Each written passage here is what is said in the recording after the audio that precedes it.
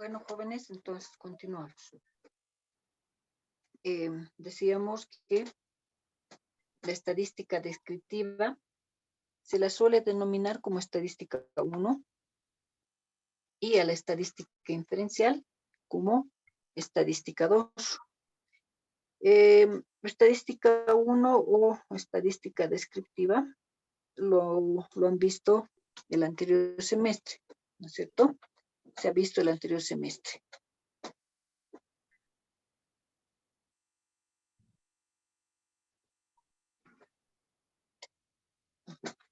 Cuando hablamos de la estadística descriptiva,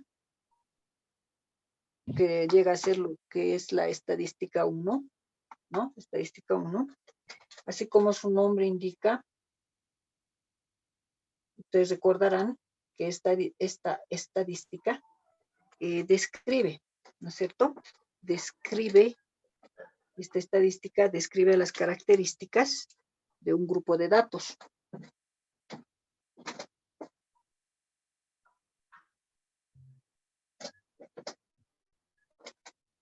Ahora, ¿cómo se hace esa descripción? Si alguno de ustedes recuerda, ¿cómo se hace la descripción? ¿Cómo se hace la estadística descriptiva?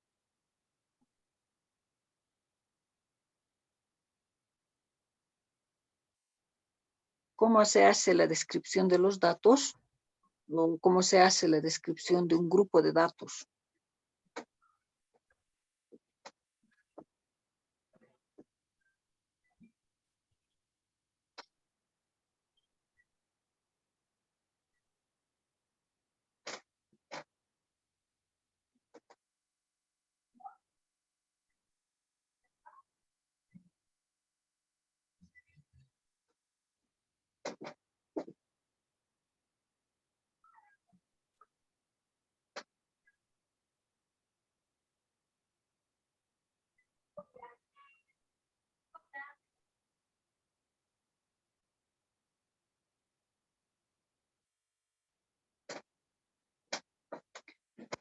¿No? Nos recordamos entonces esta estadística descriptiva, o para hacer la estadística descriptiva. A ver,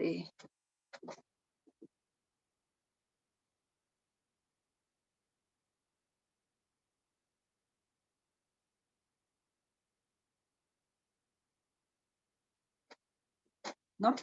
Les decía, en la estadística descriptiva necesitamos un grupo de datos para poder trabajar. Y si me voy a referir solamente a la estadística descriptiva, lo que haré es describir las características mediante la tabla de frecuencias, por ejemplo.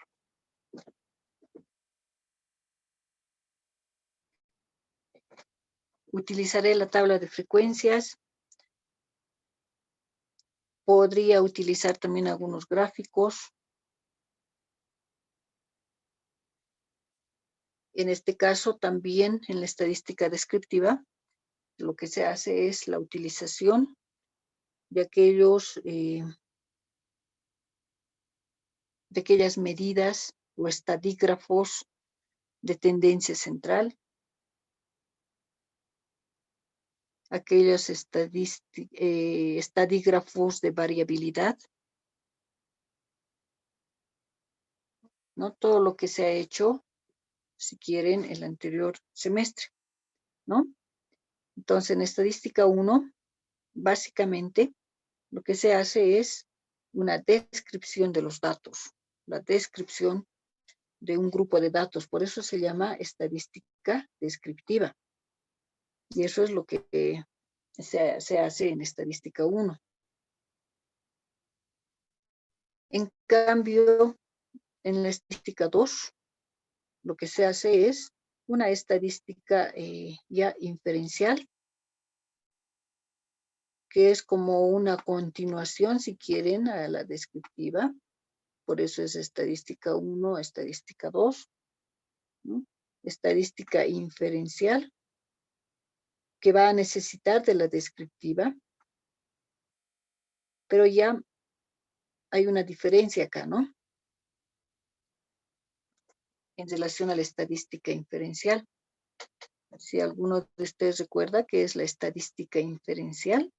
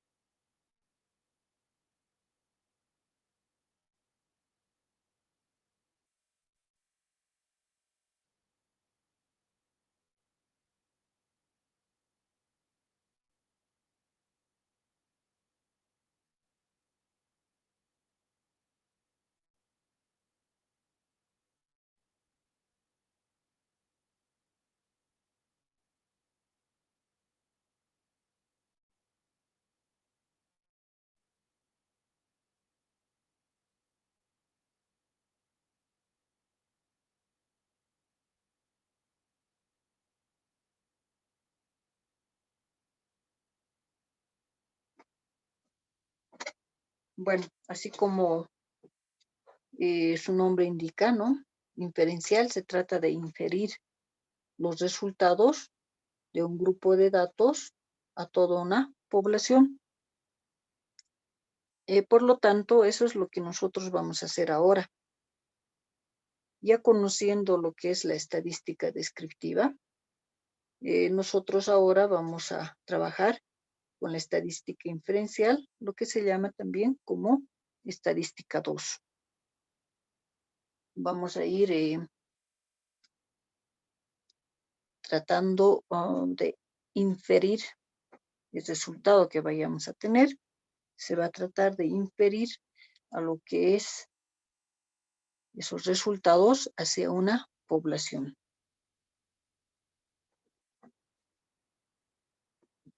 Ahora, ¿por qué por qué en estadística 2 se habla de inferir?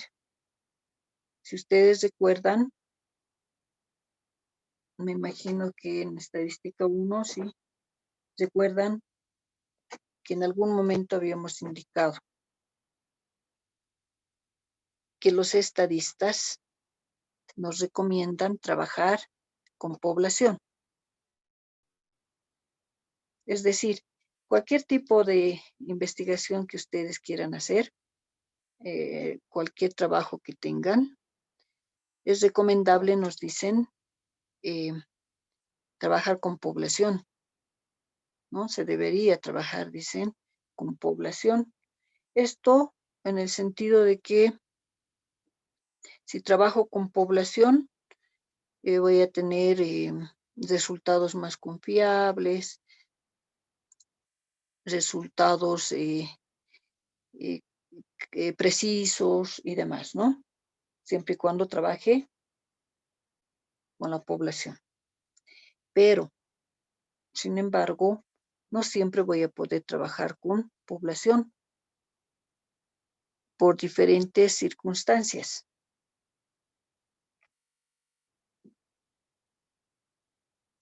Que me imagino que también ustedes lo han visto en anterior asignatura, donde se dice que se complica trabajar con población. Por esa razón, se suele trabajar con muestras, ¿no? Y si trabajo con muestras, entonces necesito hablar de inferencias, ¿no? Por eso existe la estadística 2, porque se habla de inferir datos, pensando o sabiendo que no voy a poder trabajar con población, pero sí voy a poder trabajar con muestras.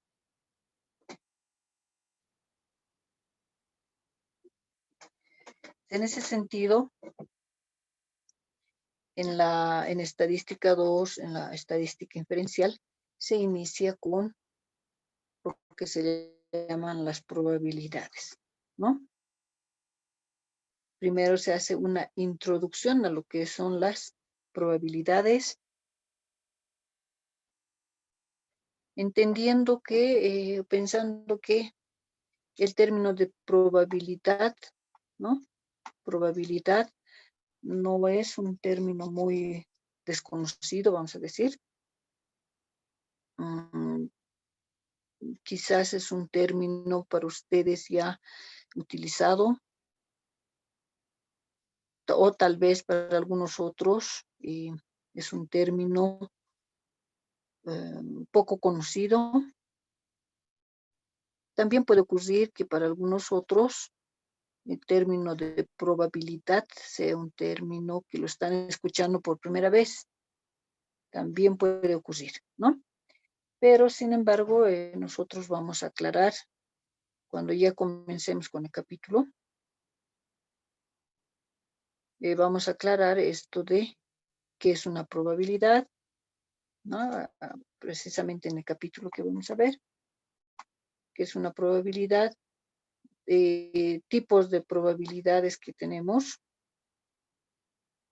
haciendo obviamente sus respectivos ejercicios, ejemplos. También vamos a ver de los principios de conteo, que también están acá.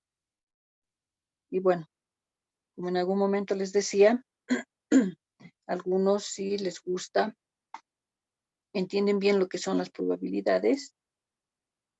Algunos otros se complican un poco.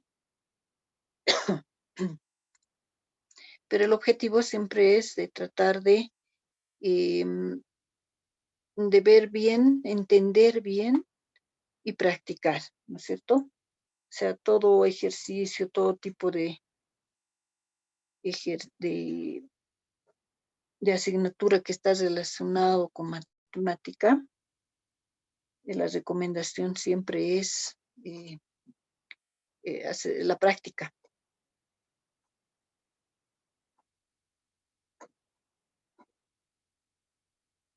Si ustedes no practican, obviamente, no van a poder, digamos, entender lo que es el ejercicio, o peor aún, van a comenzar a aburrirse, digamos, ¿no? Sobre el tema. Pero si vamos practicando en algún momento libre que uno tiene, entonces se suele facilitar este tipo de ejercicios en relación a las probabilidades.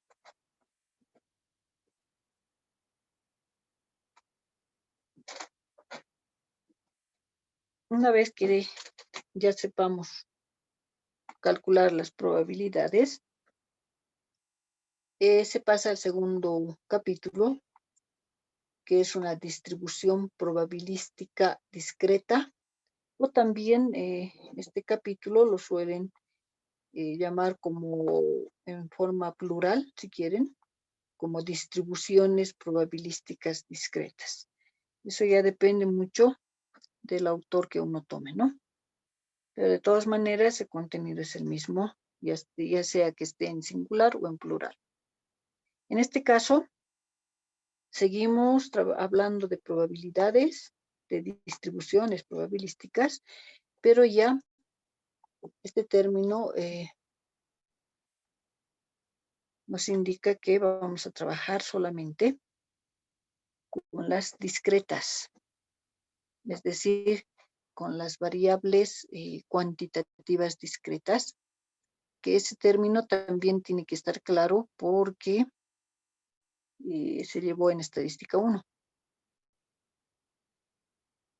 Si alguno de ustedes recuerda ¿qué es una variable cuantitativa discreta?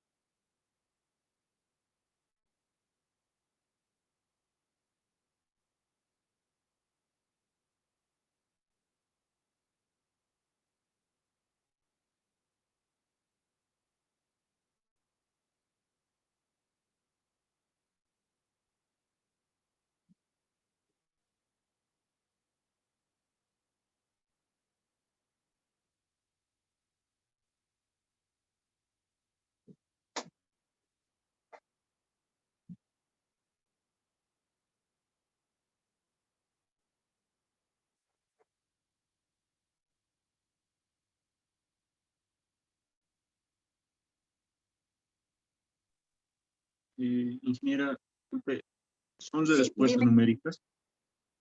perdón otra Son, vez. son respuestas numéricas que surgen de un proceso, Ya digamos, está bien, de conteo mediante. siempre que sean números enteros.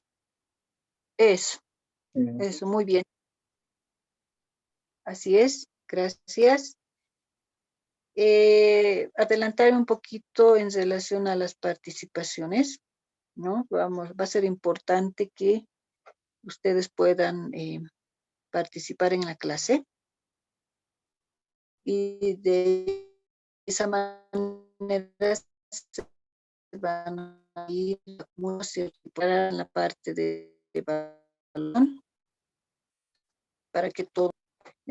Entonces, en la parte que decía su compañero, en relación a las variables cuantitativas discretas, lo importante que hay que recordar acá cuando uno dice que es una variable cuantitativa discreta es que los datos toman valores enteros. Eso es lo importante de este tipo de variables, ¿no? Valores enteros. Por lo tanto, en este capítulo solamente vamos a trabajar con datos enteros, porque son discretas. O sea, datos enteros, por ejemplo, el número de componentes de una familia, ¿no? O sea, cuántos componen la familia. Eso siempre va a ser un dato en número de aulas en un, no sé, en la universidad. Entonces, una unidad. Y ahí también el dato va a ser entero, ¿no? Entonces, hay varios ejemplos en relación a variables cuantitativas discretas, donde vamos a trabajar acá en este tipo de distribuciones. Ustedes vean estas distribuciones discretas. Podemos encontrar que algunos autores, por ejemplo, dividen a estas distribuciones, llegan a dividir hasta en 10 grupos, ¿no? O sea, puedo tener 10 tipos de distribuciones probabilísticas discretas. Pero sin embargo, nosotros no vamos a poder ver todas esas distribuciones, principalmente por cuestión de tiempo. Y lo que vamos a hacer es tomar 2 o 3 de estas distribuciones, pensando que son las más utilizadas y más comunes, ¿no?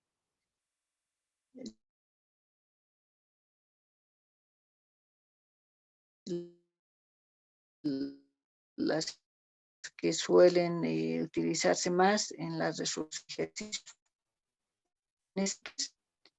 Tomaremos una cantidad de discretas cuando lleguemos al capítulo, ¿no? Una vez que tengamos ya las discretas, distribuciones probabilísticas discretas, pasaremos a las distribuciones probabilísticas continuas de las variables, ¿no? Que dice continuas. Ahora también sería la pregunta, ¿no? ¿Qué es una variable cuantitativa continua?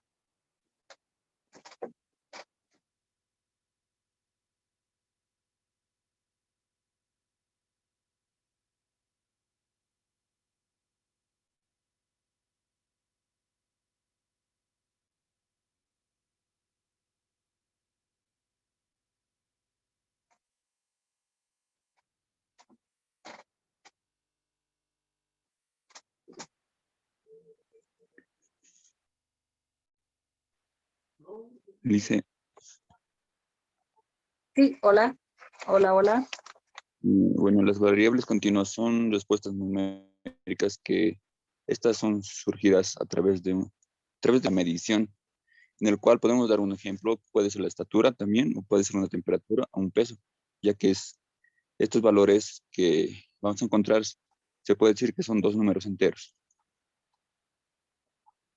Muy bien. A ver, cuando hablamos de discretas, ¿no? Discretas y continuas, acá en las discretas dijimos que son valores enteros, ¿no? Los datos toman valores enteros. En cambio, acá en las continuas, los datos toman valores con decimales, ¿no? Toman valores con decimales y nos daba el ejemplo del peso, la estatura también mencionó su compañero.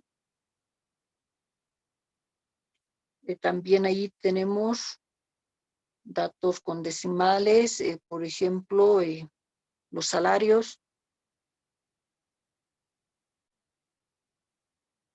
los gastos que uno realiza.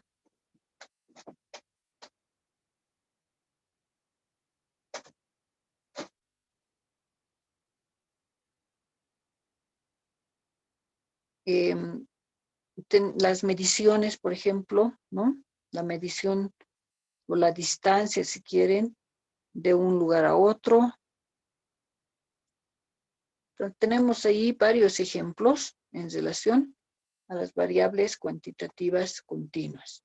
Entonces, la diferencia entre estas, obviamente, tiene que quedar claro, ¿no?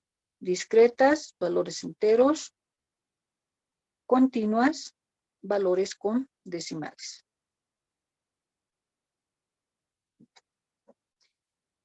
Acá también en estas distribuciones probabilísticas continuas se tienen varios tipos, ¿no? Hay una división ahí, una subdivisión de este capítulo, ¿no? Y dependiendo siempre del autor, los grupos pueden ser 8, 6, algún autor hasta 10, pero como decíamos, por cuestión de tiempo, nosotros vamos a ver también una cosa de 2 o 3 distribuciones, pensando siempre en que esas distribuciones sean las más utilizadas, ¿no? Las más comunes, si quieren, para poder resolver algunos ejercicios. Una vez que tenemos ya estas distribuciones continuas, pasamos a lo que son las distribuciones muestrales, ¿no? Capítulo 4, distribuciones muestrales.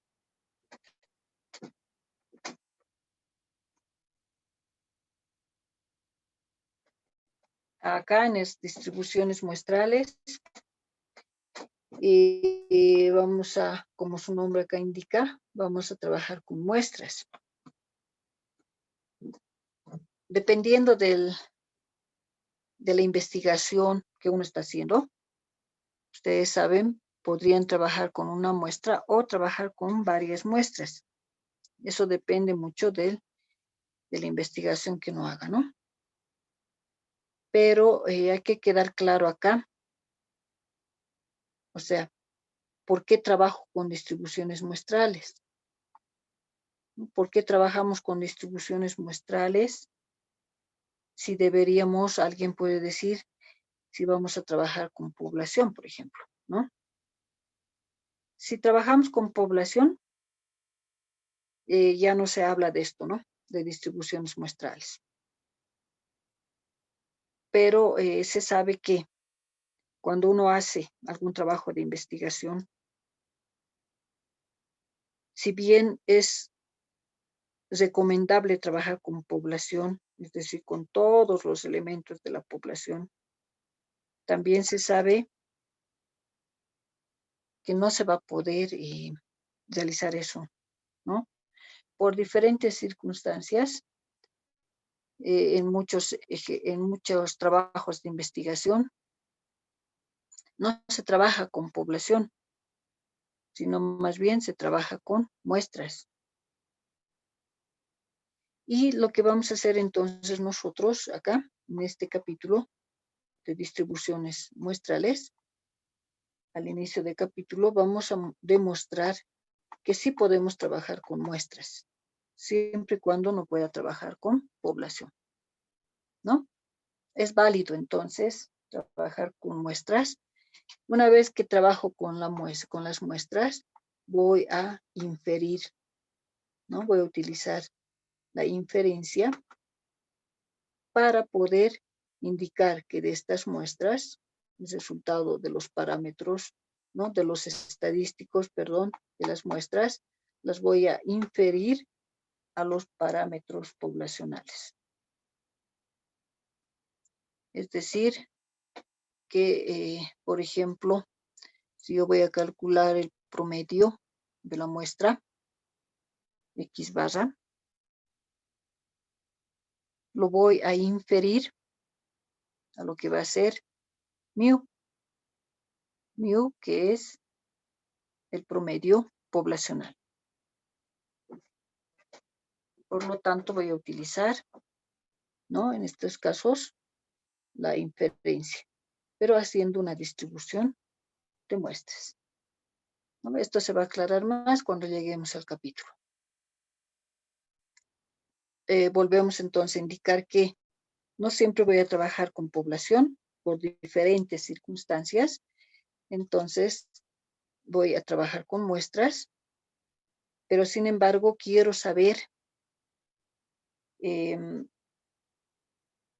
valor de los parámetros. Quiero saber el valor de mu. Voy a anotar acá. Mu. Y por ejemplo, desviación estándar, pero poblacional, ¿no es cierto?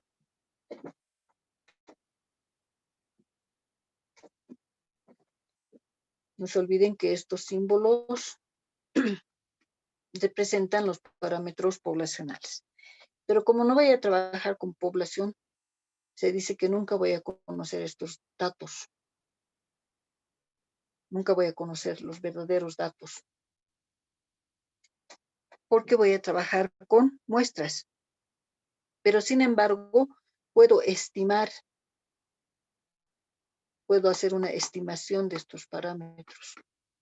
Puedo estimar estos parámetros trabajando con muestras. Y esta estimación lo puedo hacer por intervalos.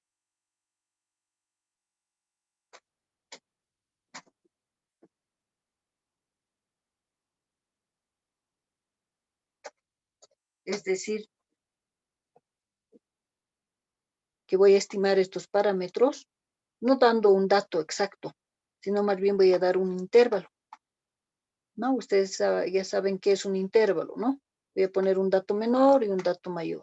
Entonces diré, en este intervalo, ¿no? En este intervalo se estima que está el promedio poblacional, que es mu, o en este promedio, en este intervalo se estima que está la desviación estándar poblacional. Entonces, en ese caso ya no se da un dato, sino más bien se da un intervalo. Acá.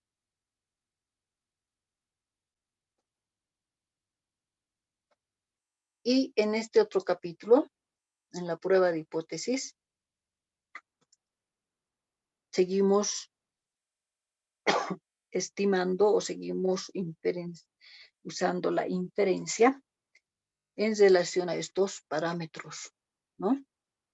Vamos a seguir haciendo la inferencia o la estimación en relación a esos parámetros, pero trabajando con muestras.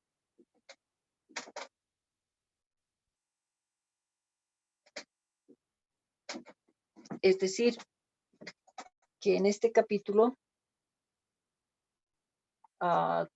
se formula una hipótesis, pero la hipótesis está relacionado con alguno de estos parámetros, ya sea con el promedio o la desviación estándar.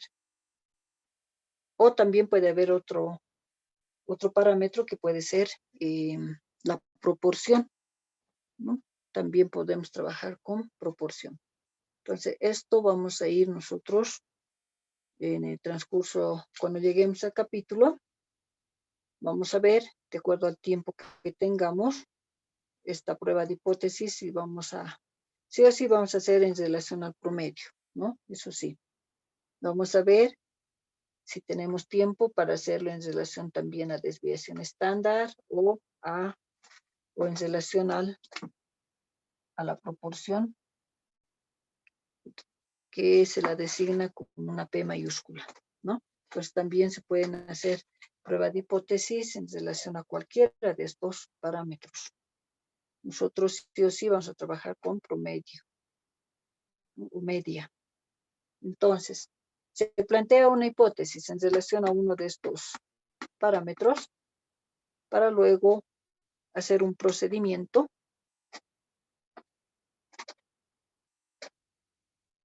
hacemos un procedimiento y probamos esa hipótesis, ¿no?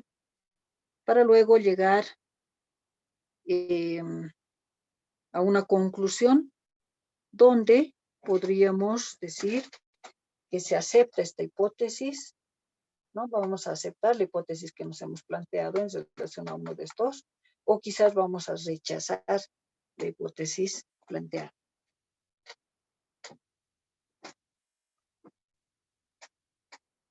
Entonces, en eso consiste, si quieren, este capítulo de prueba de hipótesis, que no es nada complicado. Bueno, en realidad el contenido no es, digamos, complicado, pero sí en esta parte, o acá también probabilidades y en estas, es un poco, hay la cuestión de la confusión, digamos. Puede haber eso, pero que no es difícil, ¿no? Porque en estas, por ejemplo, la cuestión es utilización de fórmulas. Entonces, de acuerdo al ejercicio, se tiene que determinar qué fórmula vamos a usar y luego ya todo lo demás es calculadora, ¿no? Eso es lo importante. Lo mismo acá en el primer capítulo, ¿no? Utilizar alguna fórmula y con la ayuda de la calculadora va saliendo el resultado. Para estas otras ya necesitamos, por ejemplo acá, en estas, recordar el cálculo, por ejemplo, de el promedio, que no va a tener este símbolo, ¿no es cierto? El promedio no tiene este símbolo porque estoy trabajando con muestras. Y cuando trabajo con muestras, el promedio no es mu, sino es x bar. ¿Sí? ¿Estamos recordando eso? Promedio muestral, x bar. Desviación estándar muestral, S. Y proporción muestral, P minúscula. Entonces, nos tenemos que recordar o tener a la mano las fórmulas para calcular estos valores. Si es que en el problema no nos dan ya esos datos. Si no tenemos esos datos, nos van a dar un grupo de datos. Y ustedes saben que con ese grupo de datos ya podemos, teniendo las fórmulas o recordando las fórmulas, podemos calcular estos dos estadísticos y luego vamos a poder trabajar ya sea en esto o en alguno de estos tres capítulos, ubicando ya la fórmula correspondiente y hacer los cálculos respectivos.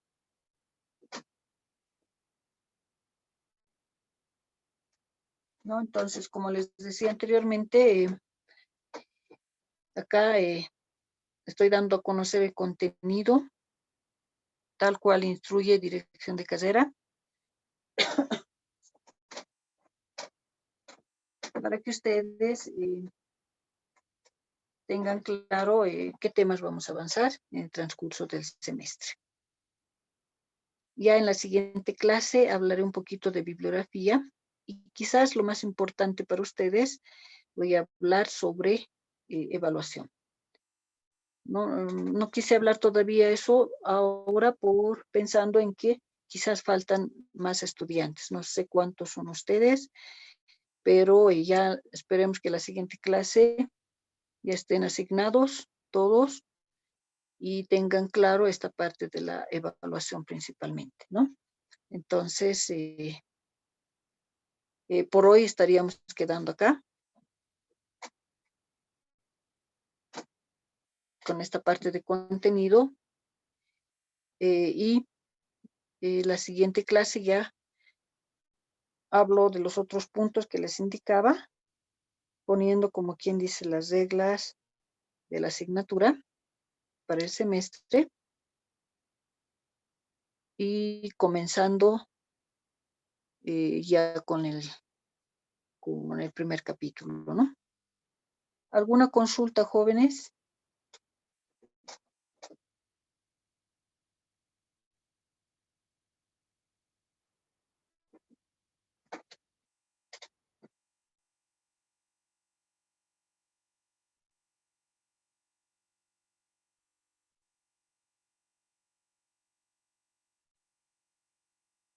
Bueno, espero que todo esté quedando claro. O si hay alguna consulta a la siguiente clase, también lo pueden hacer para poder aclarar. También ya se va a cortar esto, ya tenemos menos de un minuto.